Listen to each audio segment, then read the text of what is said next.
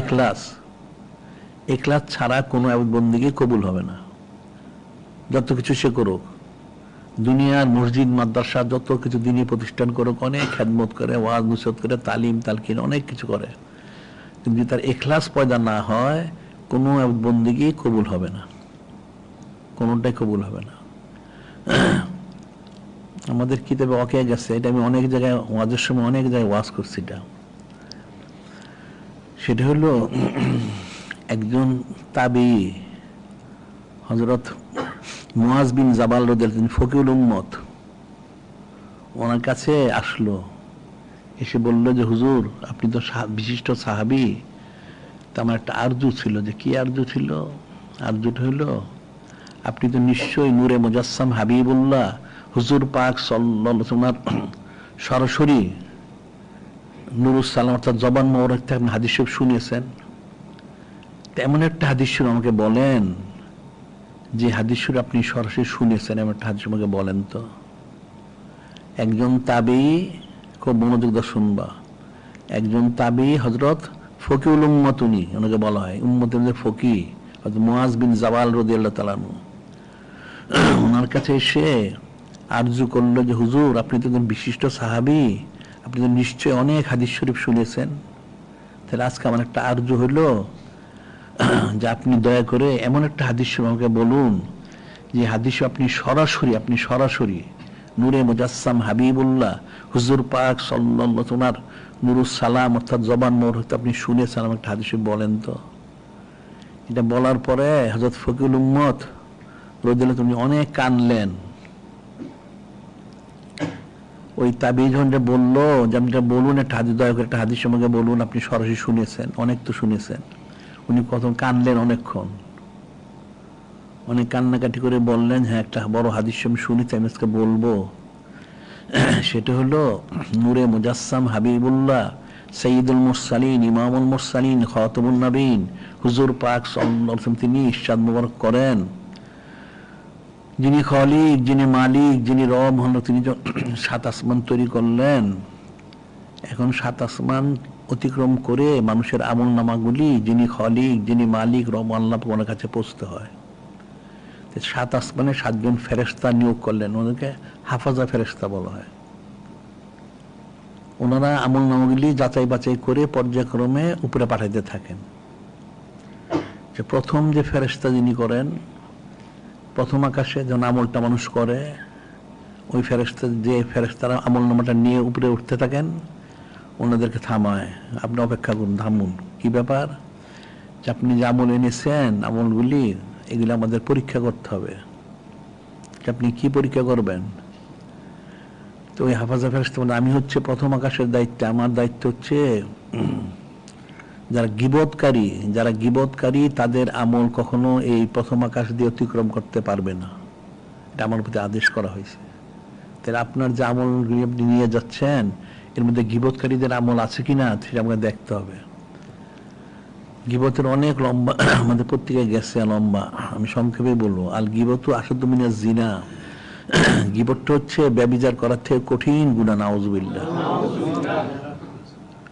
এখন এই গীবতটা করা কঠিন গুনাহ। গীবত করলে, গীবত কাকে বলে? এক সাহাবায়ে কিরাম ওরকম জিজ্ঞাসা করতে বললেন, কারো সম্পর্কে কোনো দোষারোপ করলে মানুষের কাছে সেটা গীবত হয়, যদি সেটা সত্যটা হলে গীবত আর মিথ্যা হলে অপবাদ হয়। কেমন? এটা বলা হচ্ছে এখন কয়েক শ্রেণী লোক আছে যাদের দোষ ত্রুটি বর্ণনা করলে গীবত হয় না, এছাড়া সবাইটা গীবত হয়। প্রথম বলা হচ্ছে কোন রাজা বা আমির উমরারা যখন অনেক অপরাধ করে, বেআইনি কাজ করে, রাজা বা আমির উমরা, এদের দোষ ত্রুটি ধরলে সেটা গীবত হয় না।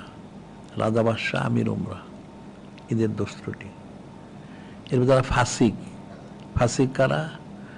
যারা কবিরা গুনাহ করে, ফরজ ওয়াজিব সুন্নতে মুআক্কাদা যারা তরক করে, ফরজ ওয়াজিব সুন্নতে মুআক্কাদা, ফরজ ওয়াজিব সুন্নতে মুআক্কাদা যারা তরক করে, এরা ফাসিক, এদের দোষ ত্রুটি বললে গীবত হয় না। এরপরে কেউ যদি কোনো কাজী সাহেবের কাছে, বিচারকের কাছে যায় বিচারের জন্য, তখন যে বিপরীত পক্ষের দোষগুলি বর্ণনা করে ওটা গীবত হবে না, কারণ দোষ বর্ণনা করলে তো বিচার শুদ্ধ হবে না। আবার যদি কোনো ব্যক্তি কোনো মুফতি সাহেবের কাছে, ফতোয়াদাতার কাছে যায়, তখনও বিপরীত পক্ষের দোষ ত্রুটি বললে সেটাও কিন্তু গীবত। কারণ পুরোটা না বললে ফতোয়া তো শুদ্ধ হবে না, এদের ইয়া হবে না। এরপরে বলা হচ্ছে কোন লোক মশুর আছে, অনেকে মশুর হিসাবে লুলা ল্যাংরা, যেমন তৈমুর লং, ল্যাংরা, লুলা বা তোতলা, বোমা মশুর এলাকায়, এই মশুর নাম দিয়ে ডাকলে সেটা গীবত হবে না। এরপর বলা হচ্ছে কখনো যদি কোনো ব্যক্তি বিবাহ শাদীর কোথাও প্রস্তাব দেয় বা কোনো মেয়ের বিবাহের জন্য কাউকে বলে, তাহলে বিবাহ শাদীর যাদের প্রস্তাব দেওয়া হইলো, তাহলে ছেলের পক্ষ যদি মেয়ের পক্ষের কাছে যায় বাড়িতে দোস্তু তার বিষয় জানার জন্য, তখন এলাকার লোকজন, মহল্লার লোকজন, প্রতিবেশীরা যদি তার দোস্তুটি জানে, সেটা যদি বর্ণনা করে দেয়, এটা গীবত হবে না। আবার ঠিক ছেলের পক্ষের কাছে যদি আসে মেয়ের পক্ষের লোকেরা ছেলে সম্বন্ধে জানতে, তো ছেলে যদি দোস্তুটি থাকে তার প্রতিবেশীরা যদি বলে দেয়, এটা গীবত হবে না। কারণ এখানে তো একটা মানুষের ঘর সংসার ব্যাপার হয়ে গেছে, ওটা তো গীবত হয় না। আর সপ্তম হচ্ছে ওলামায়ে সু। ওলামায়ে সু যারা, এদের দোস্তুরি বললে গীবত হয় না। বরং হযরত ইমাম গাজ্জালী যিনি হুজ্জাতুল ইসলাম বলছেন, এক জামানা বদনামে ওলামায়ে সু বেহতেরাজ সস সালে তোয়াতে বেরিয়া। কিছুক্ষণ সময় ওলামায়ে সুদের দোস্তুরি বর্ণনা করা 60 বছর নফল ইবাদত থেকে উত্তম। সুবহানাল্লাহ। কাজে ওলামায়ে সুদের দোস্তুরি বর্ণনা, যে ওলামার সাথে দেখানো, ওই যে ভিডিও করে ওয়াজ করে অনলাইনে দেয় ছবি সহ, বেপর্দা হয়, এই দলবদ্ধ করে, তন্ত্র মন্ত্র করে, অনেক হারাম কাজ করে সারাদিন, এর ওলামায়ে সু। এদের দোস্তুরি বর্ণনা করলে গীবত হয় না। এই 7 শ্রেণী, এই 7 শ্রেণীর লোকের দোস্তুরি বললে গীবত। এছাড়া অন্য কারো কথা দোস্তুরি বললে সেটা গীবত হবে, এটা মনে রাখতে হবে। এই প্রথম আকাশে যে ফেরেশতা, হাফাজা ফেরেশতা, উনি বলেন যে তোমার আমল নামাগুলি আমাকে দেখাও, এখানে গীবতকারীদের কোনো আমল আছে কিনা, আমি সেটা যেতে দিব না। যারা গীবত করে তাদের আমল কিন্তু প্রথম আকাশ অতিক্রম করে যেতে পারে না।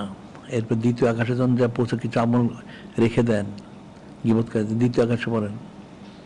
যখন দ্বিতীয় আকাশে যে পৌঁছে, তখন ওই ফেরেশতা এটা আপনি এখানে থামুন, আপনার আমল নমুনা পরীক্ষা করতে হবে। আমি এখানকার দ্বিতীয় আকাশের দায়িত্বপ্রাপ্ত হাফাজা ফেরেশতা, যে আপনি কি পরীক্ষা করবেন? হুব্বুজ্জা, অর্থাৎ যারা মান সম্মান হাসিলের উদ্দেশ্যে, মান সম্মান হাসিলের উদ্দেশ্যে যারা ইবাদত বন্দেগী করে, মান সম্মান দ্বন্দ্বলত ইত্যাদি হাসিলের উদ্দেশ্যে যারা করে, তাদের আমল নাম এখান থেকে যাবে না, এখান দিয়ে অতিক্রম করতে পারবে না। যারা দুনিয়াবী সম্পদ, মান সম্মান, ইজ্জত লাভের উদ্দেশ্যে যারা ইবাদতবন্দি করে, তাদের ইবাদতবন্দিগুলি, আমলগুলি দ্বিতীয় আকাশ অতিক্রম করবেন, হব্বে যা বলা হচ্ছে। একটা হাদিস শরীফ অনেক আছে, একটা হলো মা জীবানে জায়া নূর সালাফি কতাতি গানামিন আফসালা মিন হুব্বুল মাল ওয়া শারফুল দ্বীন। মা জীবানে জায়া নূর সালাফি কতাতি গানামিন, দুইটা নেকড়ে বাক্যে যদি, ক্ষুধার্ত নেকড়ে বাক্যে একটা বকরি পালের মধ্যে ছেড়ে দেওয়া হয়, তারা যেভাবে তাদের ক্ষতি করবে, খেয়ে ফেলবে, মারবে, যারা এই মান সম্মান দুনিয়া হাসিলের উদ্দেশ্যে ইবাদতবন্দি করে, তাদের আমলগুলি এর চেয়ে বেশি ক্ষতিগ্রস্ত। নাউযুবিল্লাহ।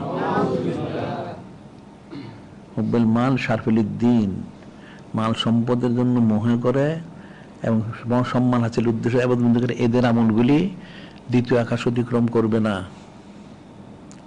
ওই ফেরেশতা আবার কিছু আমল রেখে দেন, আবার তার বাকি আমলগুলি নিয়ে ওই ফেরেশতারা আবার তৃতীয় আকাশে যান। তৃতীয় আকাশে যান, তখন ওই ফেরেশতা বলেন আপনি থামুন, আপনার আমলগুলি পরীক্ষা করতে হবে। কি পরীক্ষা করতে হবে? আমি হচ্ছে অহংকারের ফেরেশতা। অহংকার যারা করে, অহংকারী যারা, দায়ীভাবে যারা অহংকারী, যারা দায়ীভাবে অহংকারী, তাদের আমল নামা এখান থেকে অতিক্রম করবে না। যে দায়ী অহংকার করে, হাজে কুদসি শরীফ আছে, আল কিবরা ও রিদাই ওয়াল আজমু ইজারি ফামান নাজা ফি শাইইন মিনহুমা ফাকাদ আদখালতু ফিন-নার ওয়ালা উবালি। হাদিস শরীফ, হাদিস কুদসি শরীফে যারা অহংকারী তাদের অবস্থা বলা হচ্ছে আল কিবরিয়া ও রিদাই ওয়াল আজমতু ইজারি। কিবর অর্থাৎ বরত্ব, অহংকার যে বিষয়টা, এটা আমার চাদর, মহত্ব হচ্ছে আমার ইজার, লুঙ্গি। যিনি খলিক, যিনি মালিক, রব মহান, তিনি বলেন এই দুইটা নিজের টানাটানি করে আমি অবশ্যই তাকে জাহান্নামে প্রবেশ করাবো, আমি কাউকে পরোয়া করি না। নাউযুবিল্লাহ। যারা দায়ী অহংকারী, সবসময় অহংকারের মধ্যে মশগুল থাকে, এদের আমল নামা তৃতীয় আকাশ অতিক্রম করবে না। তখন সেখানে কিছু আমল রেখে দেন উনি, এরপর বাকি আমল নিয়ে ওই ফেরেশতারা উনি আবার উঠতে থাকেন। যখন চতুর্থ আকাশে যান, ওই ফেরেশতারা বলেন আপনি থামেন এখানে, আমরা এখানকার হাফাজা ফেরেশতা, আমি পরীক্ষা করব। কি পরীক্ষা করবেন? বলেন যে আসলে যারা অহংকারী তাদের আমল তো তৃতীয় আকাশ অতিক্রম করতে পারেনি। তারপরে যখন চতুর্থ আকাশ আসলো, তাহলে যে আমলগুলি করে আলাদাভাবে কোনো ফকর করে, ইন্নাল্লাহ লা ইউহিব্বু মান কানা মুখতালান ফাকুরা, ইন্নাল্লাহ লা ইউহিব্বু মান কানা মুখতালান ফাকুরা, নিশ্চয় যারা দাম্ভিক ফকরকারী এদেরকে আল্লাহ কখনো পছন্দ করেন না। যারা আমল করে ফকরে, আমি অনেক আমল করছি, এটা যারা ফকর করে এদের আমলটা কিন্তু চতুর্থ আকাশ অতিক্রম করবে না। ওই ফেরেশতা হাফেজ মধ্যে সবগুলি উনি রেখে দিবেন, বাকিগুলি ওনারা যে থাকবে তখন আমল ওগুলি জল জল করতে থাকবে, উপরে উঠতে থাকবে আস্তে আস্তে, পঞ্চম আকাশে গিয়ে পৌঁছবে। ওই পঞ্চম আকাশে ফেরেশতা বললেন থামুন আপনি, আমি এখানকার হাফাজা ফেরেশতা, আমি দায়িত্বে আছি, আমি এখানে আপনার আমল নামে পরীক্ষা করতে হবে। আপনি কি পরীক্ষা করবেন? তো ফেরেশতা বলেন আমি হচ্ছে হিংসার ফেরেশতা, হাসাদকারী, যারা হাসাদকারী, ইন্নাল হাসাদ লা ইয়াকুলু হাসানাত কামা তাকুলুন নারুল হাতাব, নিশ্চয় হিংসা মানুষের নেকিগুলো জ্বালিয়ে দেয়। কিভাবে? আগুন যেমন লাকড়িকে নিশ্চিহ্ন করে দেয়, হিংসা মানুষের আমলগুলি ধ্বংস করে দেয়। নাউযুবিল্লাহ। যারা হিংসুক, যারা এদের আমল নামা পঞ্চম আকাশ অতিক্রম করতে পারবে না, ওগুলো আবার রেখে দেন। ঠিক আছে, এখন আমল নামা ষষ্ঠ আকাশে নিয়ে যান, আমলগুলি বলে চকচক করতে থাকে, জল জল করতে থাকে। ষষ্ঠ আকাশে যান, যখন ষষ্ঠ আকাশে যান, ষষ্ঠ আকাশে ফেরেশতা বলেন হে আপনার থামুন এখানে, আপনি যেতে পারবেন না, আমাকে আমার দেখাইতে, আমি এখানকার হাফাজা ফেরেশতা। যে আপনি কিসের দায়িত্বে আছেন? যে আমি দায়িত্ব হচ্ছি যারা নির্দয়া বেরহম, যারা এদের আমল নামা ষষ্ঠ আকাশে উৎক্রম করতে পারবেন না। হাদিস হচ্ছে ইরহামু মান ফিল আরদ ইয়ারহামুকুম মান ফিস সামা, ইরহামু মান ফিল আরদ ইয়ারহামুকুম মান ফিস সামা। জমিনবাসীদের প্রতি তুমি দয়া করো, তোমাকে যিনি আসমানবাসী, যিনি খলিক, যিনি মালিক, রহমান, তিনি তোমার প্রতি দয়া করবেন। সুবহানাল্লাহ। যারা নির্দয়া, যারা নির্মম, যারা এদের আমল নামা ষষ্ঠ আকাশ অতিক্রম করতে পারবে না, ওটা আবার উনি সব রেখে দিবেন। এইবার আমলটাকে ভালো উঠতে থাকবে, আমলটা আরো জল জল করতে থাকবে, আরো গুনগুন করতে থাকবে আমল নামাগুলি। সপ্তম আকাশে যখন পৌঁছবেন, তখন আরেক ফেরেশতা থামুন আপনি, এটা আমাকে পরীক্ষা করতে হবে। যে আপনি কি পরীক্ষা করবেন?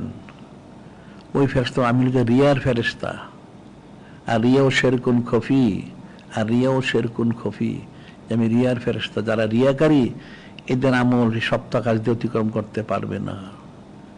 রিয়াটা কিন্তু অনেক কঠিন বিষয়, এটা রিয়াটা অনেক কঠিন বিষয়। এটা ইমাম গাজ্জালী কিন্তু বলছেন রিয়াটা কত সূক্ষ্ম। একটা অন্ধকার রাত্রিতে একটা কালো পাহাড়, তার মধ্যে গুহা, কালো পাথর, তার মধ্যে একটা কালো পিপিলিকা যদি চলে, সেটাও যদি অনুভব করা যায়, কিন্তু রিয়াটা কিন্তু, আর রিয়াও শেরকুন খুবই গুপ্ত সেরে, এটা কিন্তু উপলব্ধি করা যায় না। একটা অন্ধকার রাত্রিতে একটা কালো পাহাড়ের মধ্যে, কালো গুহার মধ্যে, একটা কালো পাথরের মধ্যে একটা কালো পিপিলিকা যদি চলে, সেটা যদিও অনুভব করা কঠিন, তারপরে যদি অনুভব করা যায়, কিন্তু রিয়া হচ্ছে গুপ্ত সেরেক, সেটা তার চেয়ে সূক্ষ্ম, অনুভব করা যায় না। নাউযুবিল্লাহ। ওই সপ্তম আকাশে ফেরেশতা বলবেন কাজী রিয়া তো স্বর্গে খফি, আমার এই আকাশ দিয়ে সে যেতে পারবে না। ঠিক আছে, উনি সব রেখে দিবেন। অল্প কিছু আমল নিয়ে ফেরেশতা উঠতে থাকেন। যিনি খলিক, যিনি মালিক, যিনি রহমানের থেকে পৌঁছে, আমলগুলি তখন জল জল করতে থাকে আর গুনগুন করতে থাকে আমলগুলি।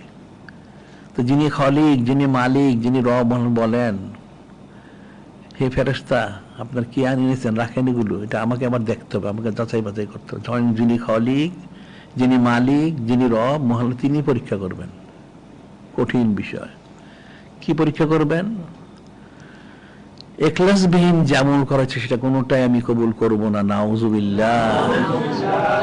হযরত আবু মুতা বাহিলী বর্ণিত আছে, ইন্নাল্লাহা লা ইয়াকবালু মিনাল আমল ইল্লা মা কানা লাহু খালিসান আবতাগা বিওয়াজহিহি। ইন্নাল্লাহা লা ইয়াকবালু মিনাল আমল ইল্লা মা কানা লাহু খালিসান আবতাগা বিওয়াজহিহি। নিশ্চয়ই যে আমলগুলি খালিসভাবে ইখলাসের সাথে, যিনি খলিক, যিনি মালিক আল্লাহ, ওনার রেজামন্দি সন্তুষ্টি হাসিলের উদ্দেশ্যে করা না হয়, সেটা যিনি খলিক, যিনি মালিক তিনি কখনো সেটা কবুল করেন না, নাউজুবিল্লাহ। আল্লাহ বলবেন আমি পরীক্ষা করব, দেখো আনার দিকে ইখলাসের সাথে করেছে কিনা।